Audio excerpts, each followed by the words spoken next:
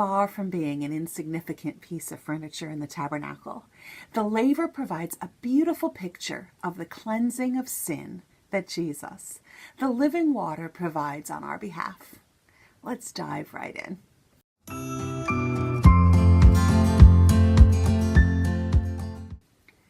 God instructed the Israelites to build a bronze laver and to place it outside the entrance to the tabernacle. Before the priests served God in any capacity, they would approach the laver and wash their hands and feet, symbolically cleansing themselves of sin. This was a vital step as they set about to represent a holy God before his people.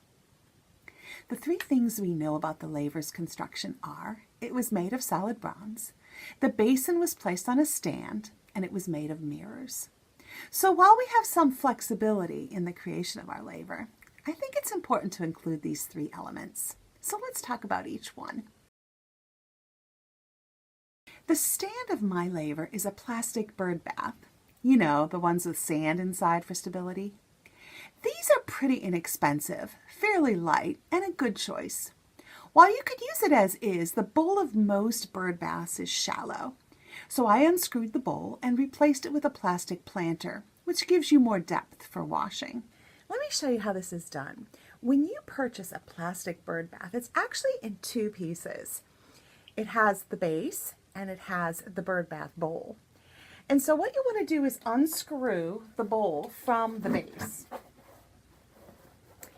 And it has a little bit of a lip, and then this is the Birdbath bowl, or what's left of it.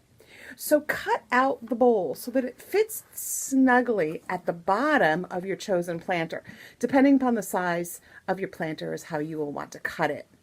And then, because you have now glued this, it's essentially one piece. The planter now can hold water because you have made no holes. And then slip it back on your base.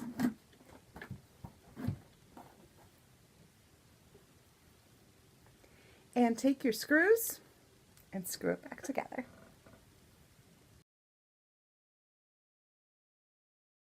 There was no wood in the laver. It was made of solid bronze. You can achieve this effect by spray painting.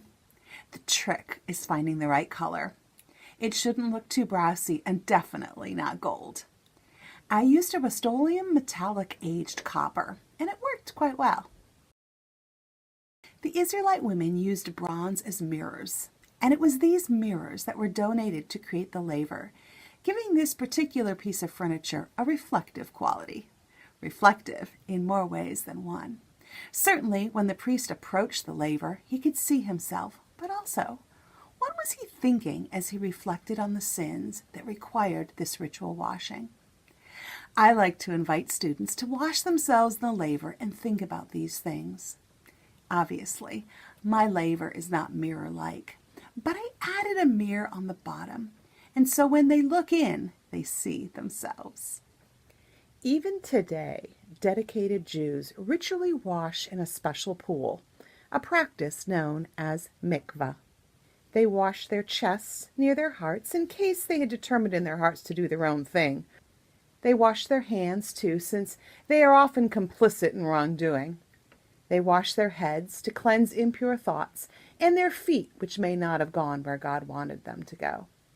This can be a very meaningful activity for your students. Using a bowl of water and an only slightly wet sponge, perform the mikvah on as many students as time and interest permits. Make sure to end with the good news. Jesus, the living water, cleanses us from all our sins.